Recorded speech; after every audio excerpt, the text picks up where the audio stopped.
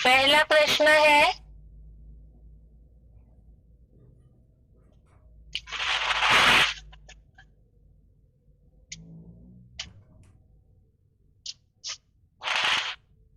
निम्नलिखित प्रश्नों के उत्तर एक या दो शब्दों में बताएं। पहला प्रश्न है, गीता में किनकी बुद्धि में भेद उत्पन्न नहीं करने बोला है? गीता में किनकी बुद्धि में भेद उत्पन्न नहीं करने बोला है? उत्तर है अज्ञानियों के। गीता में अज्ञानियों के बुद्धि में भेद उत्पन्न नहीं करना है ऐसे बताया है। जो हमने श्लोक देखा था, तीसरे अध्याय का 26 नंबर श्लोक से लिया हुआ प्रश्न है, श्लोक नंबर 26। इसमें बात आई है, कर्मों में आसक्त अज्ञानियों की बुद्धि में भेद उत्पन्न न करे। दूसरा प्रश्न है, भगवान कार्य न करे तो कैसी सृष्टि तैयार होगी? भगवान कार्य न करे तो कैसी सृष्टि तैयार होगी? इसका उत्तर है वर्ण संकर। भगवान कार्य न करे तो वर्ण संकर प्रजा बन जाएगी। तीसरे अध्याय का 24वां श्लोक, श्लोक नंबर 24। इसमें बात आई है, मैं कार्य न करूं तो ये लोक नष्ट हो जाए और वर्ण संकर प्रजा का कर्ता बनो। वर्ण संकर प्रजा का कर्ता बनो अर्थात वर्ण संकर प्रजा करने के निमित्त बन जाओ ऐसे। तीसरा प्रश्न है, ज्ञानियों को कौन सी इच्छा से कर्म करना है? ज्ञानियों को कौन सी इच्छा से कर्म करना है?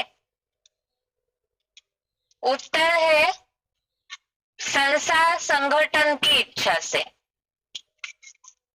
तीसरे अध्याय का 25वां श्लोक, श्लोक नंबर 25। ज्ञानियों को संसार संगठन की इच्छा से कर्म करना है। चौथा प्रश्न है, मनुष्य मूढ़ बनने का कारण। मनुष्य मूढ़ बनने का कारण। उत्तर है अहंकार। मनुष्य के मूढ़ बनने का कारण है अहंकार। ये प्रश्न लिया है श्लोक नंबर 27, श्लोक नंबर 27। इसमें बात आई है, अहंकार से विशेषतः मूढ़ बना पुरुष मैं करने वाला हूं ऐसा मानता है। तो अहंकार से ही मनुष्य मूढ़ बनते हैं। पांचवा प्रश्न है, सृष्टि की आयु के टॉपिक में समय को दर्शाने वाले गीता में आए हुए 2 या 3 शब्द हिंदी में बताएं। अर्थात श्लोक में जो शब्द आए हैं वो नहीं, जो भावार्थ में शब्द आए हैं सृष्टि की आयु को दर्शाने वाले, इस भाव से ये प्रश्न है, बेसिक कोर्स से रिलेटेड सृष्टि की आयु के टॉपिक में समय को दर्शाने वाले गीता में आए हुए 2 या 3 शब्द बताएं।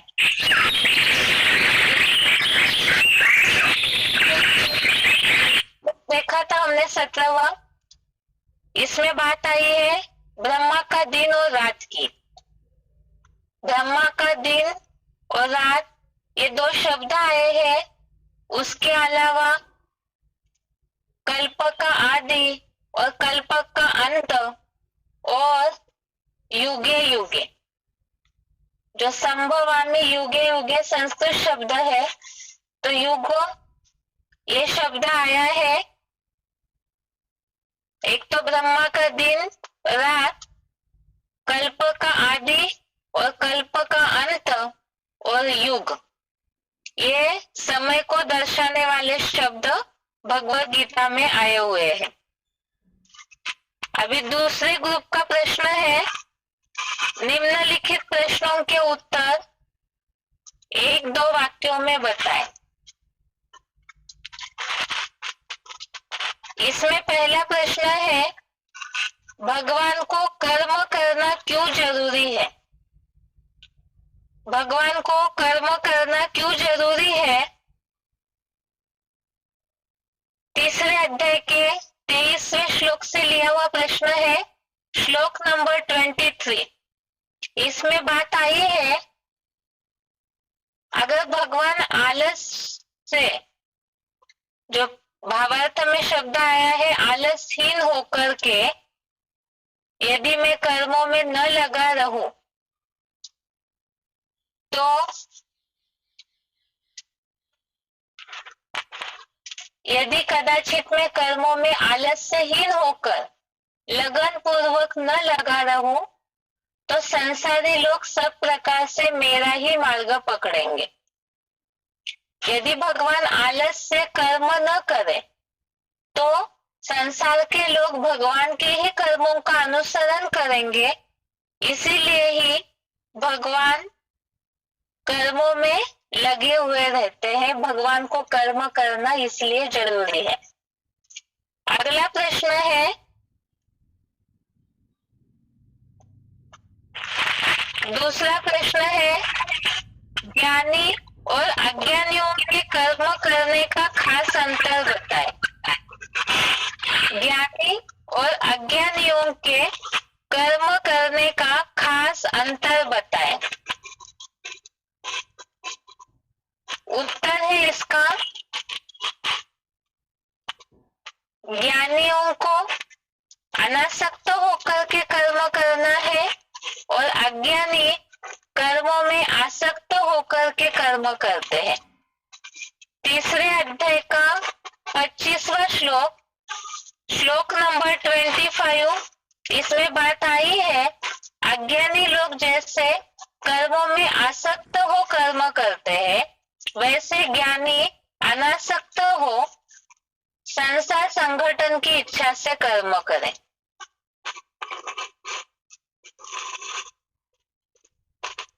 तीसरा प्रश्न है, अज्ञानियों की बुद्धि में किस प्रकार का भेद उत्पन्न नहीं करना है? अज्ञानियों की बुद्धि में किस प्रकार का भेद उत्पन्न नहीं करना है? उत्तर है इसका, अज्ञानियों की बुद्धि में ऊंच नीच का भेद उत्पन्न नहीं करना है। अज्ञानियों की बुद्धि में ऊंच नीच का भेद उत्पन्न नहीं करना है। तीसरे अध्याय का 26वां श्लोक, अध्याय 3 श्लोक नंबर 26, इसमें ये बात आई है भावार्थ में, कर्मों में आसक्त अज्ञानियों की बुद्धि में ऊंच नीच का भेद उत्पन्न न करे। कर्मों में आसक्त अज्ञानियों की बुद्धि में ऊंच नीच का भेद उत्पन्न न करे, अपना अपना सहज कर्म करने दे। चौथा प्रश्न है, मनुष्यों को मैं ही करने वाला हूँ ऐसे क्यों नहीं समझना चाहिए? मनुष्यों को मैं ही करने वाला हूँ ऐसे क्यों नहीं समझना चाहिए? उत्तर है इसका, क्योंकि मनुष्य प्रकृति के गुणों से प्रभावित होकर के कर्म करते हैं। तीसरे अध्याय का 27वां श्लोक, अध्याय 3 श्लोक नंबर 27, इसमें भावार्थ में बात आई है, सब कार्य सब प्रकार से प्रकृति के गुणों द्वारा किए जा रहे हैं। सब कार्य सब प्रकार से प्रकृति के गुणों द्वारा किए जा रहे हैं।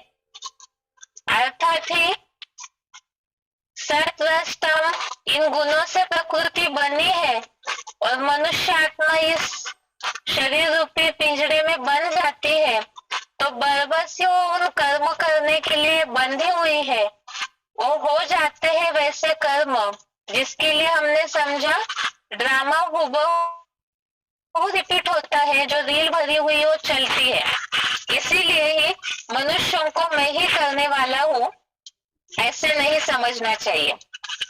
पांचवा प्रश्न है, वर्ण संकर प्रजा कैसे बनती है? वर्ण संकर प्रजा कैसे बनती है? इसमें तीसरे अध्याय का 24वां श्लोक, अध्याय 3 का श्लोक नंबर 24, इस श्लोक में रेफरेंस के लिए पहले अध्याय का 40 और 41 नंबर श्लोक लिया था। अध्याय 1 का श्लोक नंबर 40, 41 लिया था। उसमें भावार्थ में ये बात आई थी कि सनातन धर्म की धारणाएं जो है वो विधर्मी धर्मों के आने से नष्ट होने लगती है, और उनकी सनातन धर्म की धारणाओं को नष्ट करके जब विधर्मी अपनी धारणाओं का प्रभाव जमाते हैं, तब स्त्रियों के दूषित होने से वर्ण संकर प्रजा निर्माण होती है। यह हो सकता है दो अर्थ से जवाब दिए हो कोई ने, जैसे श्लोक नंबर 24 में बात आई है कि भगवान अगर कार्य न करे तो ये तीनों लोक नष्ट हो जाए और मैं वर्ण संकर प्रजा का कर्ता बनूं। यदि भगवान ने सृष्टि निर्माण का कार्य नहीं किया तो वर्ण संकर प्रजा बन सकती है। और दूसरा, वर्ण संकर प्रजा कैसे बनती है, इसके भावार्थ में अध्याय 1 के श्लोकों में ये बात आई है, विधर्मियों के बढ़ने से स्त्रियां दूषित हो जाती है सनातन धर्म की, और स्त्रियों के दूषित होने से वर्ण संकर प्रजा, व्यभिचारी प्रजा निर्माण होती है। छठवां प्रश्न है, ज्ञानियों को कौन सी इच्छा से कर्म करना चाहिए? ज्ञानियों को कौन सी इच्छा से कर्म करना चाहिए? उत्तर है इसका, ज्ञानियों को संसार संगठन की इच्छा से अनासक्त हो कर्म करना चाहिए।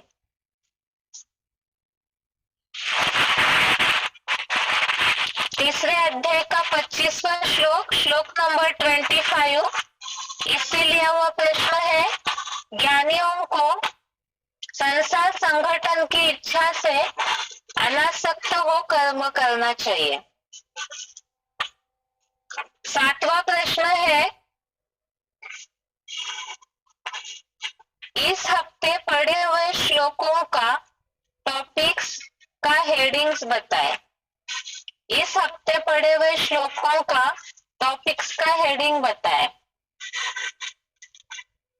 इस हफ्ते हमने दो हेडिंग वाले श्लोक पढ़े थे, एक तो 17 से 24, श्लोक नंबर 17 से 24 में से 23 और 24 नंबर का श्लोक था इस हफ्ते, और इसका हेडिंग था, हो सकता है कईयों को ये प्रश्न सही रीति समझ में ना आया हो, नया जो भगवत गीता का किताब है, कलर फॉन्ट वाला, रंगीन अक्षरों वाला भगवत गीता का जो नया किताब छपा हुआ है, जिसमें श्लोकों के अलग अलग विषय दिए हुए हैं, अर्थात भगवत गीता में किस किस टॉपिक पर भगवान अलग अलग श्लोकों को बताए हैं, उस आधार से ही श्लोकों को हेडिंग सही दिया हुआ है।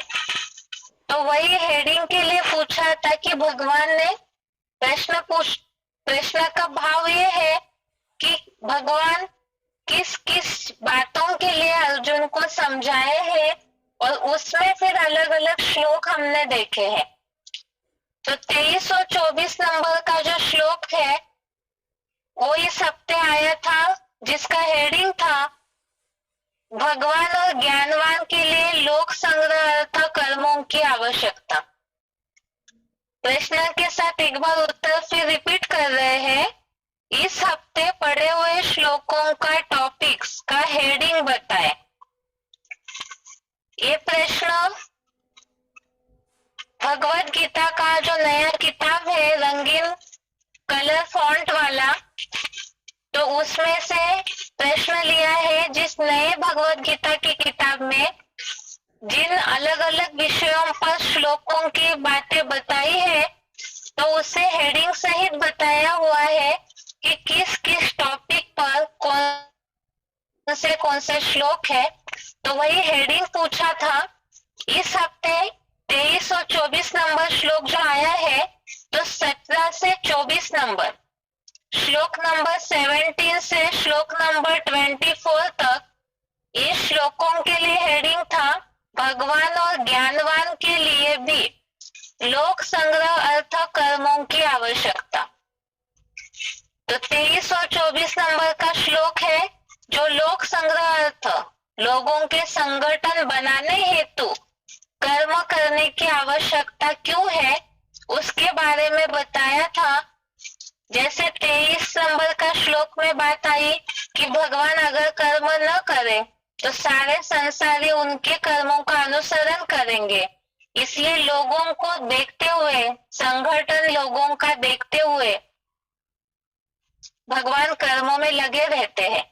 ऐसे ही 24 नंबर के श्लोक में भी बात आई कि अगर भगवान कर्म न करे नए संगठन बनाने का, तो ये समूल 3 लोक नष्ट हो जाए, इसीलिए भी लोक संग्रह अर्थ भगवान कर्म करते।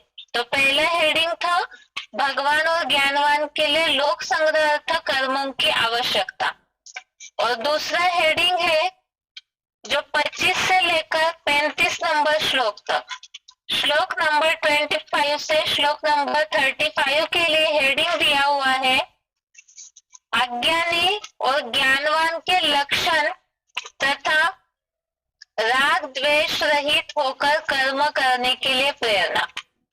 अज्ञानी और ज्ञानवान के लक्षण तथा राग द्वेष से रहित होकर कर्म करने के लिए प्रेरणा, जिसमें हमने इस बात को समझा था अज्ञानी भी कर्म करते हैं, ज्ञानवान भी कर्म करते हैं, लेकिन ज्ञानवान के लिए खास कर्म करने का उद्देश्य बताया, राग द्वेष से रहित होकर कर्म करने चाहिए।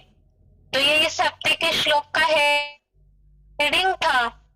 अभी अगला प्रश्न देखते हैं। ग्रुप सी का संक्षेप में उत्तर बताएं।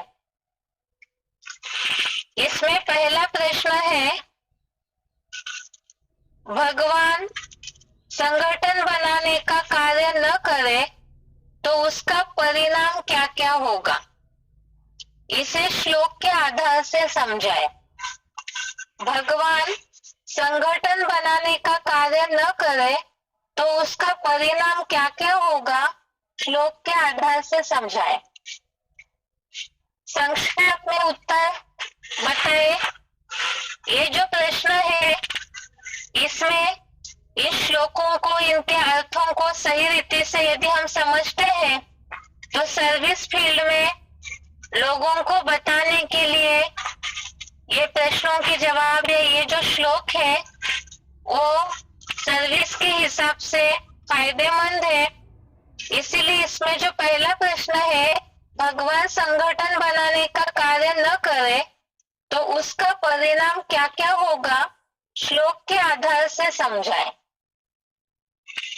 पहली बात तो जैसे दुनिया में आज जिस तरह कलयुगी दुनिया में नास्तिकवाद बढ़ा हुआ है, तो कोई भी इस बात को विश्वास करने के लिए जल्दी तैयार नहीं होते हैं कि भगवान का कार्य इस सृष्टि पर चल सकता है, क्योंकि जो भी विदेशी धर्मों का, विदेशी परंपराओं का असर हुआ है भारतवासियों पर, तो इतना सहज सहज कोई भी भगवान के कार्य को मानने के लिए तैयार नहीं होते हैं।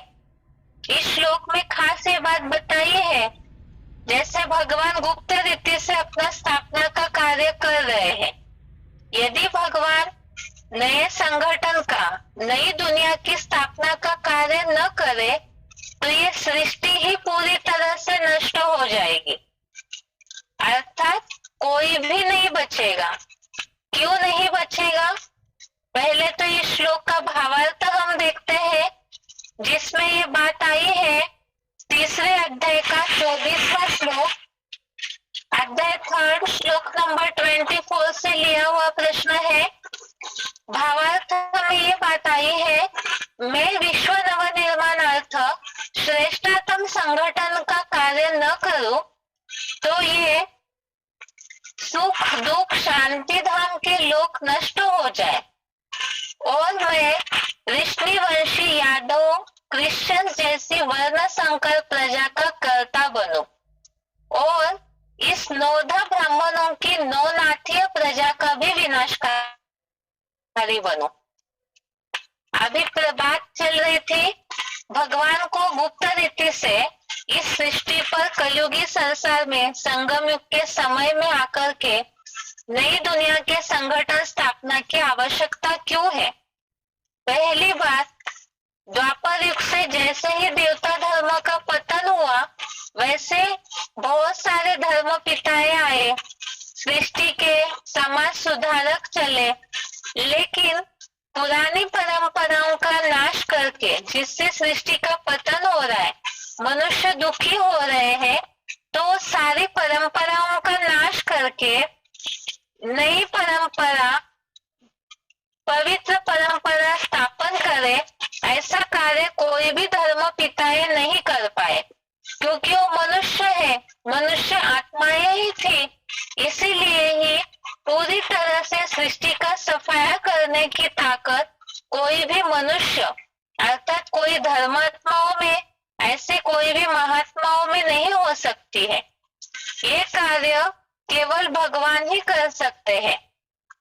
इसीलिए ही भगवान विश्व नवनिर्माण के लिए श्रेष्ठ संगठन बनाने का कार्य करते हैं और अगर भगवान ऐसे कार्य न करे तो ये तीनों लोक नष्ट हो जाए।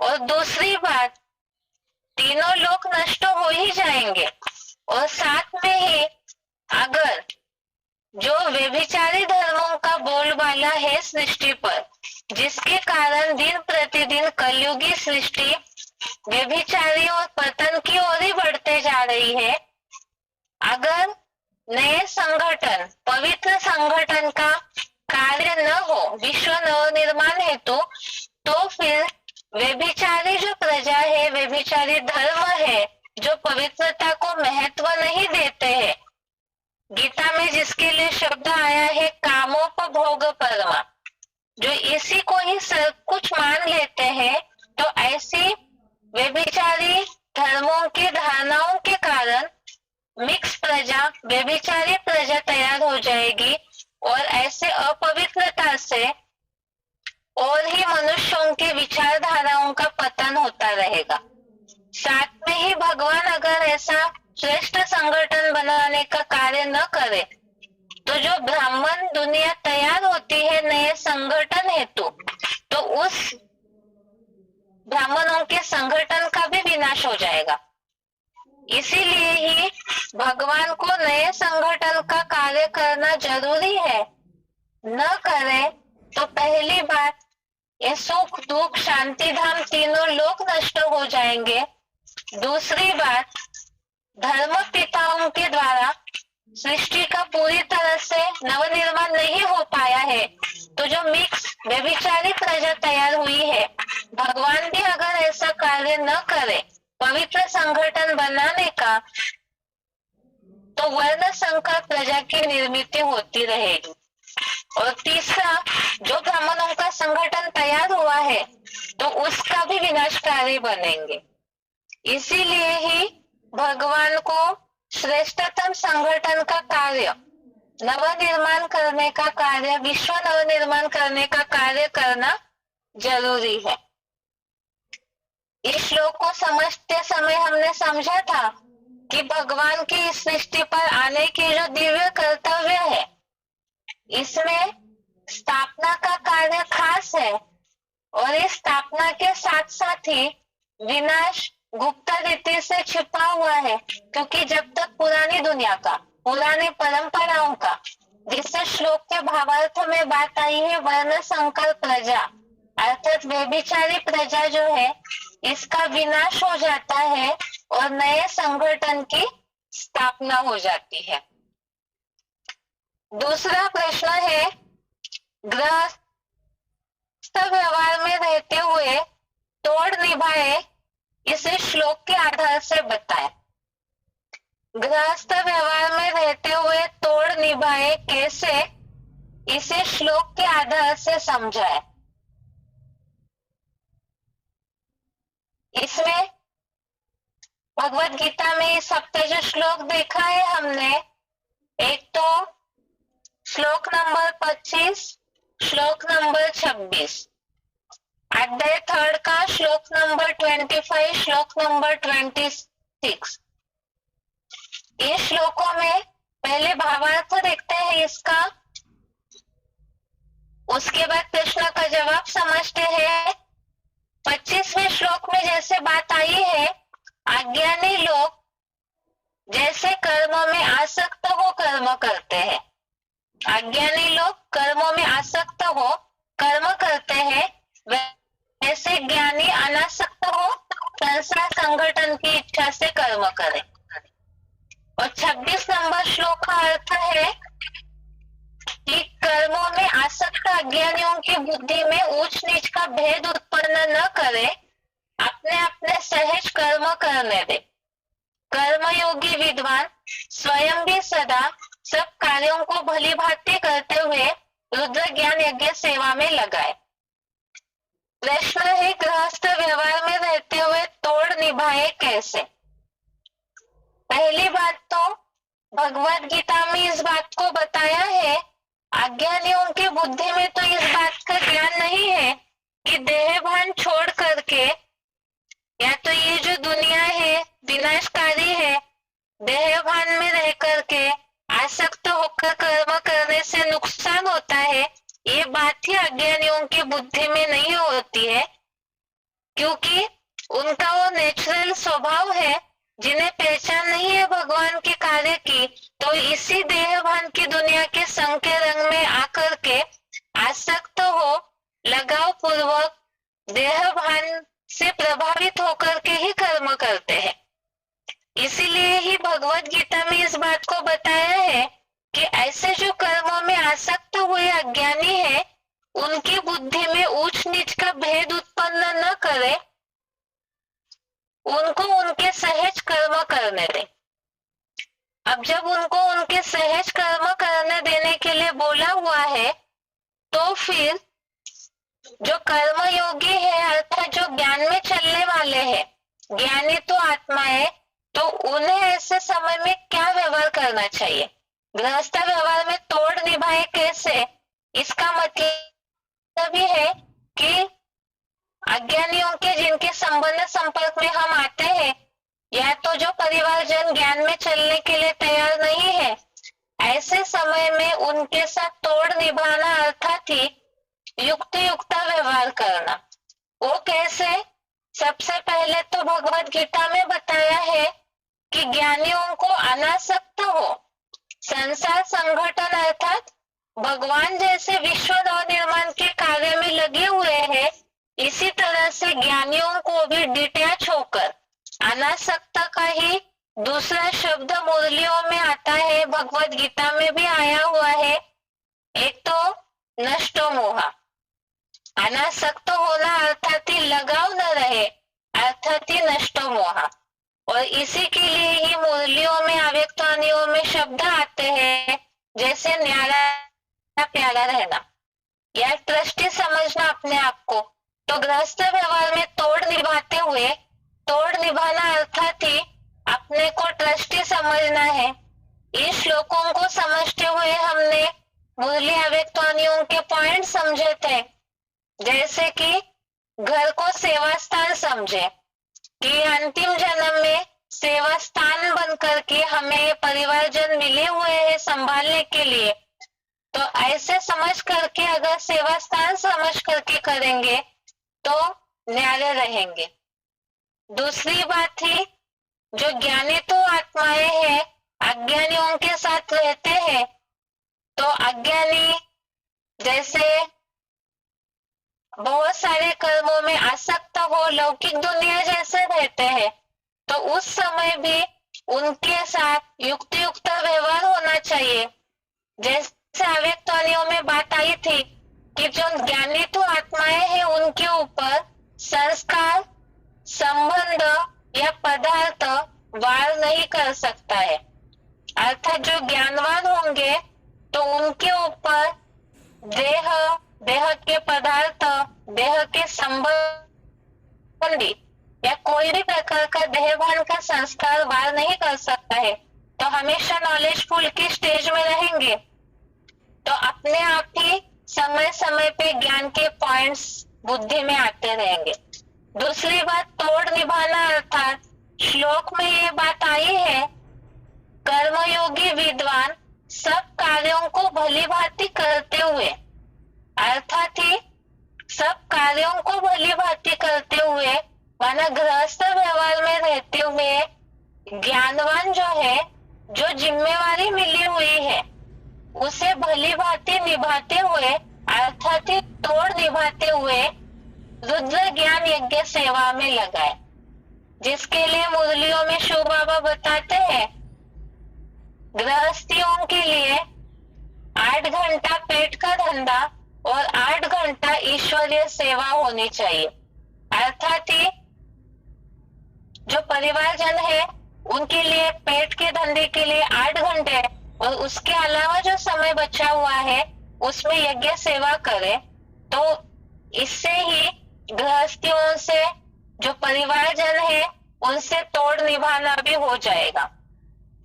दूसरी बात है, जैसे इस श्लोक को समझते समय हमने पॉइंट्स देखे थे, अज्ञानी लोगों की स्थिति तो देह, देह के पदार्थ और जिस कलयुगी दुनिया में वो रह रहे हैं उस समय बार बार ऊपर नीचे होते रहती है। लेकिन ज्ञानियों के पास तो ज्ञान के अस्त्र शस्त्र है, तो अज्ञानियों के कोई भी व्यवहार से प्रभावित न होकर के तुरंत गृहस्थ व्यवहार में रहते हुए ज्ञान के ऐसे पॉइंट्स बुद्धि में आने चाहिए कि हमसे कोई भी प्रकार की श्रीमत की बरखिलाफी न हो।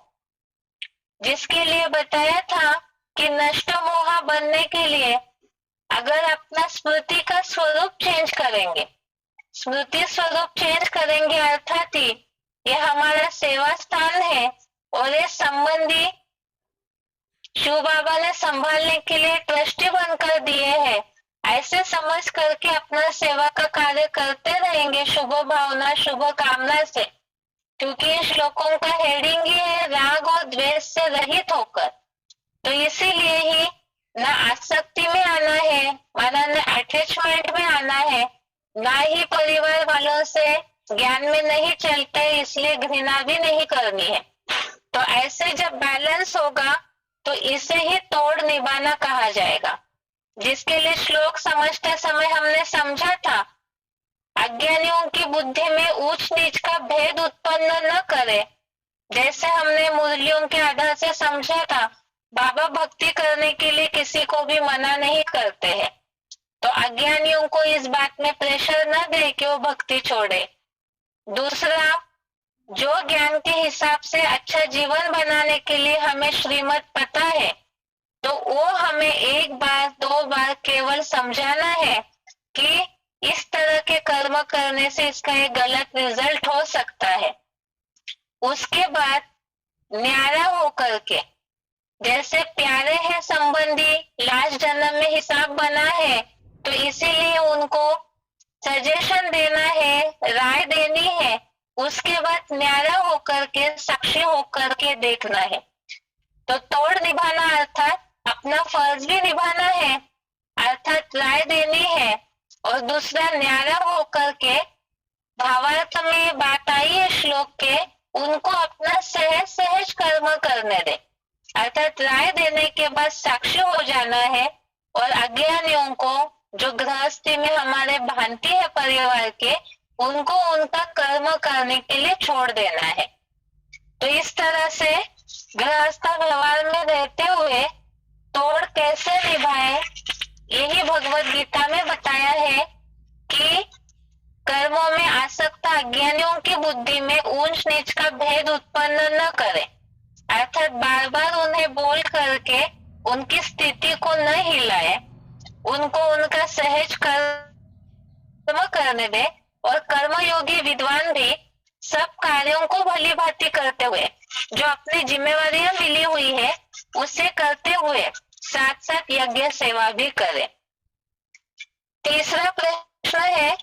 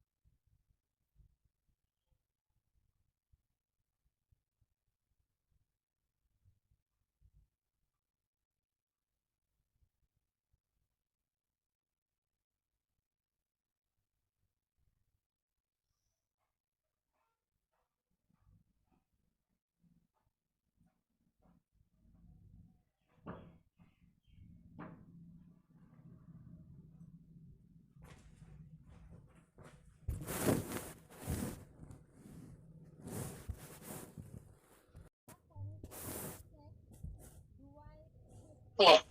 जितना ही फरिश्ता स्वरूप और दुआओं का भाव होगा, उतना ही संगठन स्थापना के कार्य में मददगार बनते जाएंगे। ये हो गया ज्ञानियों के स्थापना के कर्तव्य। अभी अगला प्रश्न है,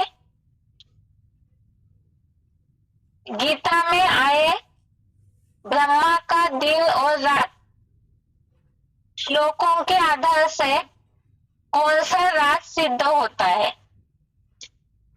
गीता में आए हुए ब्रह्मा का दिन और रात, इन श्लोकों के आधार से कौन सा रात सिद्ध होता है?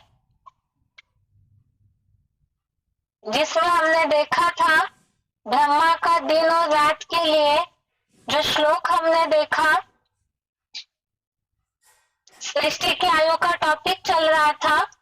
तो सृष्टि की आयु कितनी है, कितने वर्ष का ये काल चक्र होता है, वो हमें समझना है। और उसी से संबंधित ब्रह्मा का दिन और रात के लिए जो गीता में उल्लेख आया है, तो इसे हम समझ रहे थे।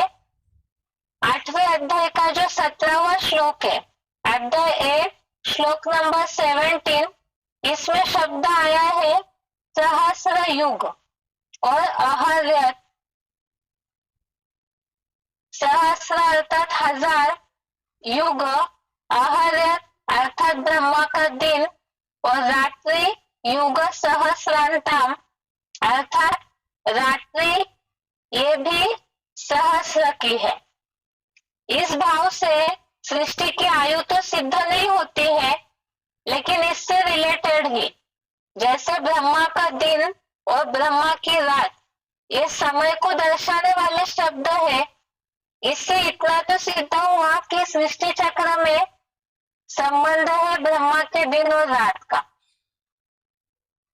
उसमें दूसरी बातें आई थी कि जैसे ब्रह्मा का दिन शुरू हुआ और रात खत्म, सृष्टि का एक काल चक्र, जैसे दिन का उदाहरण हमने लिया था, दिन शुरू हुआ और रात पूरी हुई तो 24 घंटे का एक दिन होता है। इसी तरह से ब्रह्मा का दिन और ब्रह्मा की रात, ये दोनों मिलकर के सृष्टि का एक आवर्तन या काल चक्र का एक आवर्तन पूरा होता है। वो कैसे?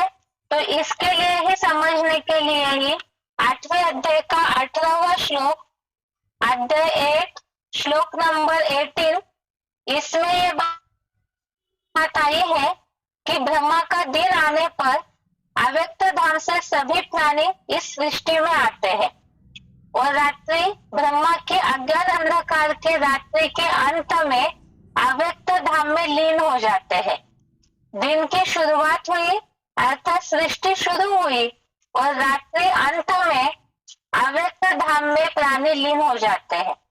जो हमने 3 लोक का चित्र शुरुआत में देखा, समझना शुरू किया, तो जिज्ञासुओं को हमने इस बात को समझाया था कि परम धाम से आत्माएं इस सृष्टि पर आना शुरू होता है, तब सृष्टि शुरू होती है। और जब वापस से सृष्टि के अंत में सारी आत्माएं फिर परम धाम अपने घर में ही वापस जाती है। ये जो हमने बात समझाई है जिज्ञासुओं को, इसी आधार से यहाँ ये जो श्लोक आया है, ब्रह्मा का दिन आने पर प्राणी इस सृष्टि में आते हैं और रात्रि के अंत में अव्यक्त धाम में लीन हो जाते हैं। तो एक दिन शुरू हुआ और रात्रि अंत में, तो पूरा दिन और रात्रि का अंत, ये मिल करके ही सृष्टि का एक चक्र अर्थात काल चक्र का एक आवर्तन का समय है। और इसी के लिए ही दूसरा एक जो 8वें अध्याय का 19वां श्लोक है, इसमें भी यह बात आई है कि प्राणी समुदाय बार बार जन्म लेकर सृष्टि के ब्रह्मा के रात्रि के प्रलय अंत में अव्यक्त धाम में लीन हो जाते हैं और दिन आने पर प्रकट हो जाते हैं। तो इन दोनों बातों से ही ये सृष्टि के नाटक का समय है, ब्रह्मा का दिन और रात, ये बात सिद्ध हो जाती है। प्रश्न ये था कि गीता में आए हुए ब्रह्मा का दिन और रात, इन श्लोकों के आधार से कौन सा राज सिद्ध होता है? तो 8वें अध्याय का 17, 18 और 19 इन श्लोकों में जो दिन की बात आई है, यह युग शब्द आया हुआ तो है, लेकिन कौन सा युग है ये तो स्पष्ट नहीं है।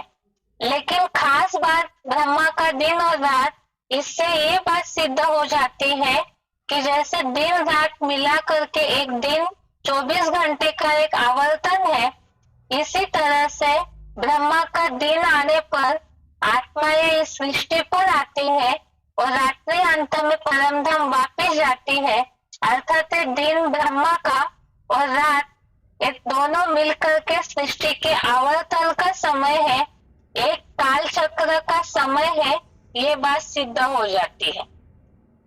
5वां प्रश्न है, श्लोक के सिलेक्टेड पॉइंट के अनुसार किन किन परंपराओं का फाउंडेशन भगवान डालते हैं? ये जो श्लोक है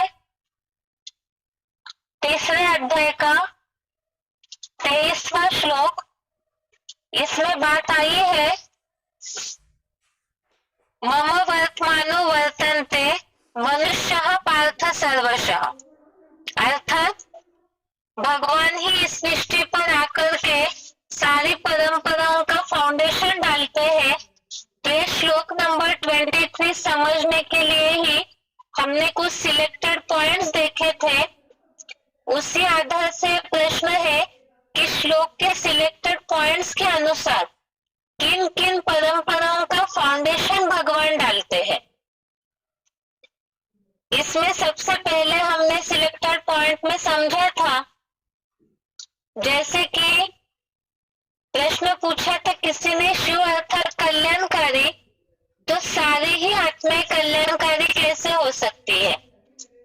तो यहाँ शिव बाबा ने ये बात बताई थी कि शिव कल्याणकारी है। इसी तरह से सतयुग त्रेता युग में भी सब नंबरवार कल्याणकारी पार्ट बजाते हैं, लेकिन द्वापर युग से संख्या रंग में आकर फिर अकल्याणकारी बनते हैं। तो इस भाव से सतयुगी स्वर्गीय सृष्टि में कल्याणकारी पने का शिव बाप के कर्मों का फाउंडेशन मनुष्य आत्माएं फॉलो करती है। दूसरी बात है सन्यासी, वानप्रस्थी और गृहस्थी, ये तीनों प्रकार का फाउंडेशन ही परमात्मा इस सृष्टि पर डालते हैं और उनके ही मार्ग का सभी मनुष्य अनुगमन करते हैं, अनुसरण करते हैं। तीसरी बात, गृहस्थियों के घर में कलयुग में जो संघर्ष चलता है, तो उस संघर्ष का कारण भी है कि परमात्मा संगम युग में जब आते हैं तो जगत पिता जगदम्बा के बीच में, ये तो बेहद की जो गृहस्थी है उस गृहस्थी के माता पिता है, तो उसमें भी जब तक माला संपन्न न हो तब तक जो स्वभाव संस्कारों की टकराहट का फाउंडेशन पड़ता है, तो उसी का फाउंडेशन नंबरवार जो गृहस्थी है, जब तक अवस्था संपन्न न बने तब तक उस संघर्ष का फाउंडेशन भी पड़ता है। तीसरी बात, जैसे दुनिया में आतंकवादी है वो गोली मार करके अंडरग्राउंड हो जाते हैं, तो इसी तरह से भगवान भी सृष्टि पर आकर गुप्त रीति से पार्ट बजाते हैं। उनकी तो ज्ञान की गोलियां हैं जो गुप्त रीति से स्वर्ग की स्थापना का फाउंडेशन डालते हैं। लेकिन भगवान का कार्य तो कल्याणकारी है, वो स्थापना के भाव से इस दुनिया में कार्य करते हैं, लेकिन उनके कर्मों को सभी एक भाव से नहीं पकड़ पाते हैं, तो कोई गलत रीति से उस भाव को लेकर के गलत कर्मों को करने लगते हैं और कोई तो भगवान के श्रेष्ठ कर्मों को समझकर, पहचान कर श्रेष्ठ कर्मों का ही अनुसरण करते हैं। तो कोई इस दुनिया में निगेटिव है, कोई पॉजिटिव है। दूसरी बात, जैसे दुनिया में राजाएं जो है वो अपने बड़े बच्चों को ही वर्षा देते हैं, इसका फाउंडेशन भी भगवान ही आकर इस सृष्टि पर डालते हैं। जो बड़ा बच्चा है उसे ही भगवान अपनी सारी ही ताकत अर्पण कर बन जाता है। इस तरह से ये सारी ही परंपराओं का फाउंडेशन, एक तो बच्चों को राजाई का वर्षा देना, दूसरा गुप्त रीति से नई दुनिया की स्थापना का जो पार्ट बजाते हैं, तीसरा सन्यासी वानप्रस्थी गृहस्थी पने का फाउंडेशन भी भगवान के द्वारा ही आकर पड़ता है। इसे और समझने के लिए तीसरे अध्याय के 23वें श्लोक से रिलेटेड जो सिलेक्टेड पॉइंट्स है उसे दोबारा सुने। अगला प्रश्न है ग्रुप चौथा, हिंदी शब्द के संस्कृत शब्द बताएं। हिंदी शब्द के संस्कृत शब्द बताएं। पहला प्रश्न है नष्ट हो जाए।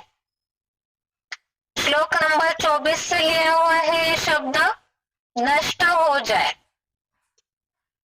इसका संस्कृत शब्द है उत्सीदेयु। दूसरा है विनाशकारी। इसका संस्कृत शब्द है उपहन्यम। ये भी तीसरे अध्याय का 24वां श्लोक, श्लोक नंबर 24, शब्द है विनाशकारी, संस्कृत शब्द है उपहन्यम। तीसरा है भली भांति करते हुए। भली भांति करते हुए, इसका संस्कृत शब्द है समाचरण। तीसरे अध्याय का 26वां श्लोक, अध्याय 3, श्लोक नंबर 26, भली भांति करते हुए, संस्कृत शब्द है समाचरण। चौथा शब्द है आलस्यहीन। आलस्यहीन, इसका संस्कृत शब्द है अतंद्रितः। तीसरे अध्याय का 23वां श्लोक, श्लोक नंबर 23, संस्कृत शब्द है आलस्यहीन। हिंदी शब्द उसका संस्कृत है अतंद्रितः। पांचवा है मैं करने वाला हूं। मैं करने वाला हूं। तीसरे अध्याय का 27वां श्लोक, श्लोक नंबर 27, उत्तर है कर्ताहमिति। कर्ताहमिति अर्थात मैं करने वाला हूं। अगला प्रश्न है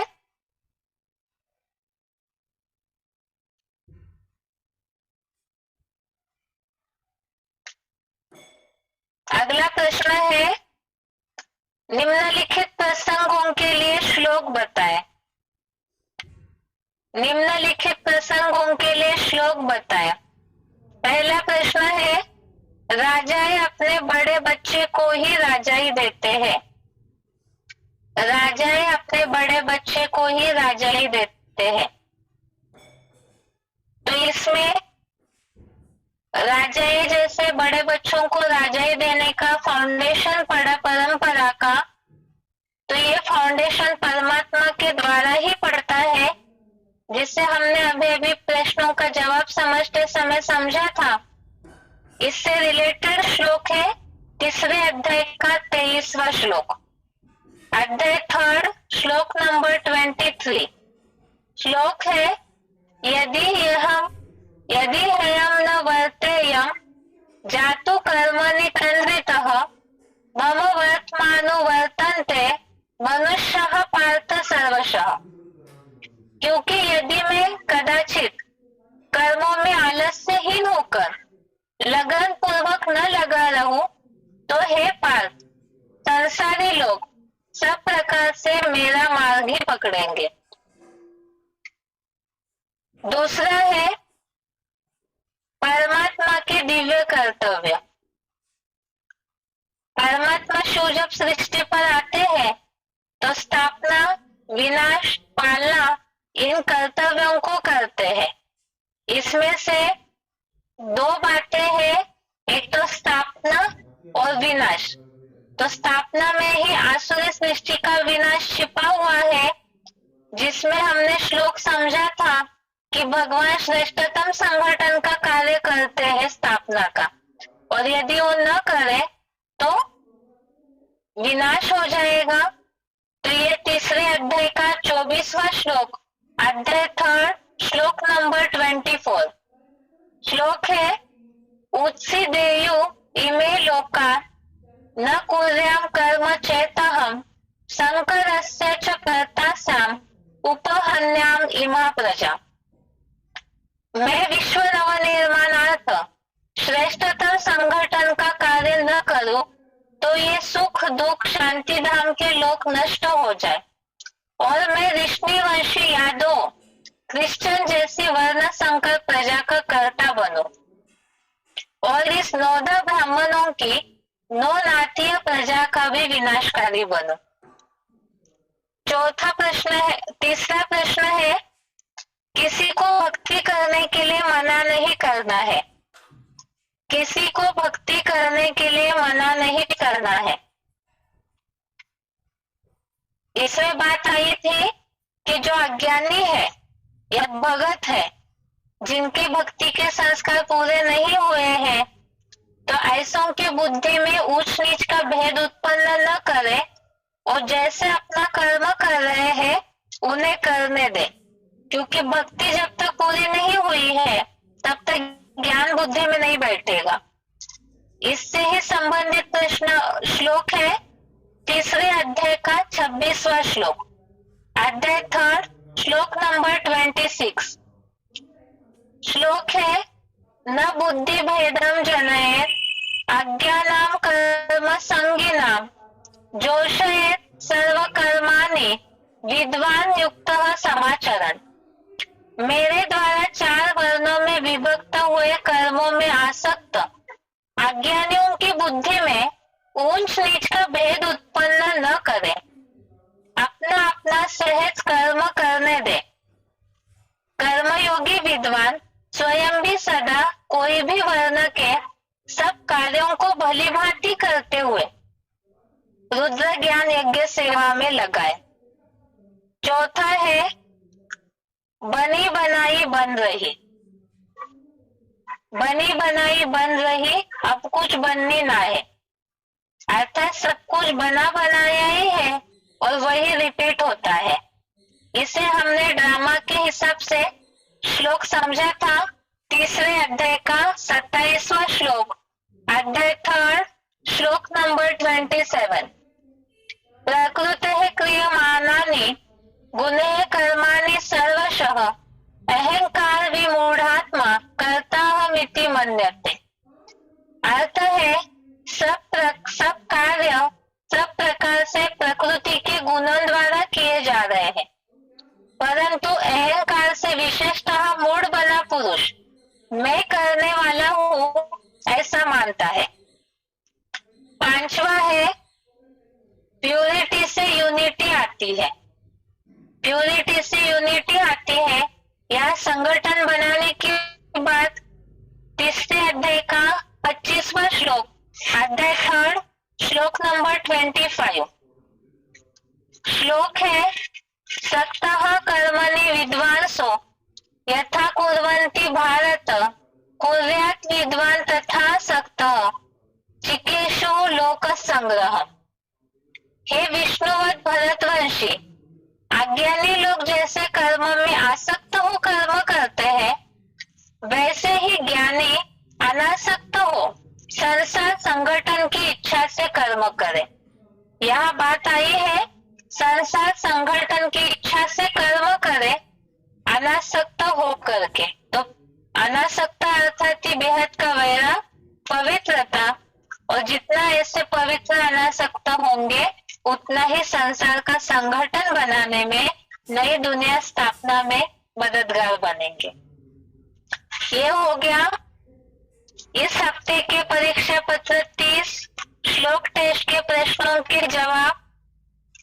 इसके अलावा जो शनिवार को हमने श्लोक समझा था, श्लोक नंबर 27 प्रकृति क्रियमाणानि, उससे संबंधित सिलेक्टेड क्लिप है। कल के भगवत गीता क्लास में श्लोक नंबर 28 के साथ साथ ही श्लोक नंबर 27 के सिलेक्टेड पॉइंट्स भी देखेंगे। इसके साथ साथ आज का श्लोक क्लास पूरा करते हैं। ओम शांति।